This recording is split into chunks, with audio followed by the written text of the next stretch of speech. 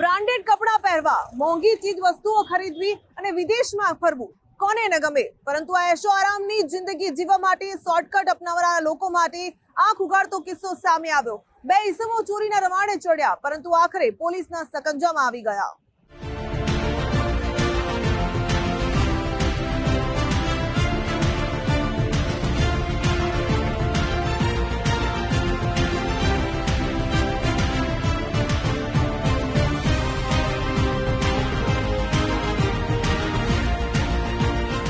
ગુજરાતમાં આંગણિયા પેઢીના કર્મચારીઓ પર ફાયરિંગ અને છરીથી હુમલો કરી લૂંટી લેવાની સંખ્યાબંધ ઘટના સામે આવે છે, તો કેટલાક કેસમાં આંગણિયા પેઢીનો કર્મચારી જ સોના ચાંદી ડાયમંડ કે રોકડ રકમ લઈ છૂમંતર થાય છે। આવા આરોપી લાંબો સમય પોલીસના હાથે બચી શકતા નથી। અમદાવાદના રતનપોળમાં આવેલ એચ પ્રવીણકુમાર આંગણિયા પેઢીમાં કામ કરતો એક કર્મચારી ગુમ થયો। ચાંદીના ચોરસા અને દાગીનાની ડિલિવરી આપવા નીકળેલો જીગરસિંહ વિહોલ નિયત સ્થળે પહોંચ્યો જ નહીં। અંદાજે 80 લાખની ચાંદી ગુમ થયા બાબતે આંગણિયા પેઢીના માલિકે અમદાવાદના કાલુપુર પોલીસ સ્ટેશનમાં ફરિયાદ દાખલ કરી। ગત 13 મેના રોજ પોલીસ ફરિયાદ બાદ પોલીસ એક્શનમાં હોવાથી અજય ઠાકોર અને દીપક રાવણ નામના બે ઈસમો મોટી માત્રામાં ચાંદી વેચવા રતનપોળમાં આવતા ઝડપાઈ ગયા।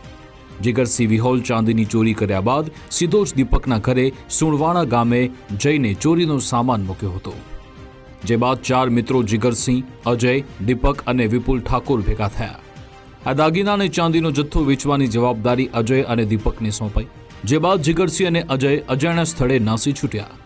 આ ચોરીમાં સામેલ 4 આરોપી જીગરસિંહ, અજય, દીપક અને વિપુલ ઠાકોર આસપાસના ગામના અને એકબીજાથી પરિચિત હોવાનું પોલીસની પ્રાથમિક પૂછપરછમાં સામે આવ્યું। ચોરીમાં ગયેલ આંગણિયા પેઢીનો મુદ્દામાલ છે, એ મુદ્દામાલ લઈ અને બે ઈસમો, જેમાં એક છે અજયજી ઠાકોર અને બીજો છે દીપકભાઈ રાવળ, આ ઉપરોક્ત બંને આરોપીઓ ઉપરોક્ત મુદ્દામાલ લઈ અને રતનપોળમાં કોઈ જ્વેલર્સની દુકાને વેચવા આવવાના છે, એ રીતની માહિતી મળી હતી।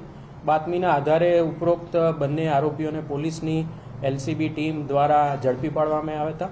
એમાં જે અજયજી અને આ દીપક જે રાવળ છે, એ બંનેની પૂછપરછ કરતાં જાણવા મળેલું હતું કે જે આંગણિયા પેઢીનો કર્મચારી છે જીગર દશરથસિંહ વિહોલ, એ અહીંયાથી જ્યારે નીકળેલો હતો તો સુરેન્દ્રનગર ખાતે ઉપરોક્ત જીગર જે પકડાયેલો આરોપી છે અજય, એને સાથે મળી બંને જણા ત્યાંથી પછી જે હાલમાં પકડાયેલો આરોપી છે દીપક, એના ઘરે રોકાયેલા હતા અને ત્યારબાદ દીપકને અને અજયને આ સામાન આપી અને જીગર જે છે એ ત્યાંથી રવાના થઈ ગયેલો હતો।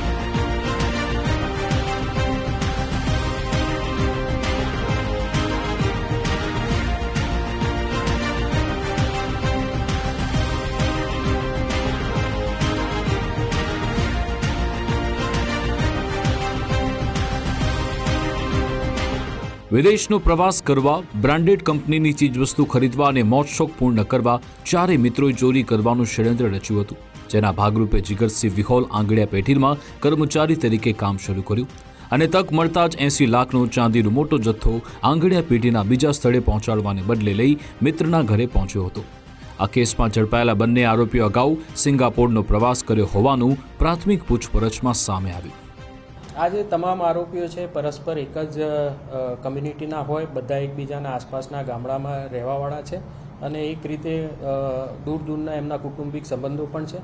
અને એમાં જે હાલમાં જ પકડાયેલા આરોપી છે અજય મથુરજી ઠાકોર અને દીપક જે રાવળ છે, અગાઉ સિંગાપોર ખાતે રહીને આવેલા છે અને આ ચોરી કરવાનો આશય પણ એમનો મોજશોખ ને ફરવા અને વિદેશ પ્રવાસ કરવા હતું પૈસાની જરૂરિયાત હતી, એ માટે થઈ અને આ બધા આરોપીઓ ભેગા મળી અને ઉપરોક્ત જે ગુનો આચરેલ છે। એ જે હાલમાં પકડાયેલા આરોપીઓ છે એ ત્યાં સિંગાપોર જઈને પાછા આવેલા છે, બરાબર છે। આ જે જીગર અને વિપુલ છે એ જ્યારે પકડાશે ત્યારે એ બાબતની આપણને હકીકત જાણવા મળશે। હાલના તબક્કે એવું જાણવા મળેલું છે કે વિપુલ જે ઠાકોર છે એના ઉપર અગાઉ ચોરીના ગુના નોંધાયેલા છે।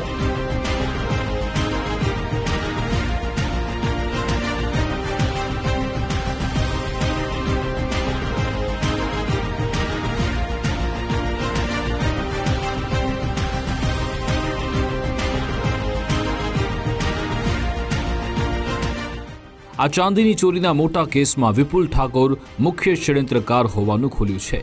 આ વિપુલ ઠાકોરે જ આંગણિયા પેઢીમાં જીગરસિંહ વિહોલને કામ પર રખાવ્યો હતો।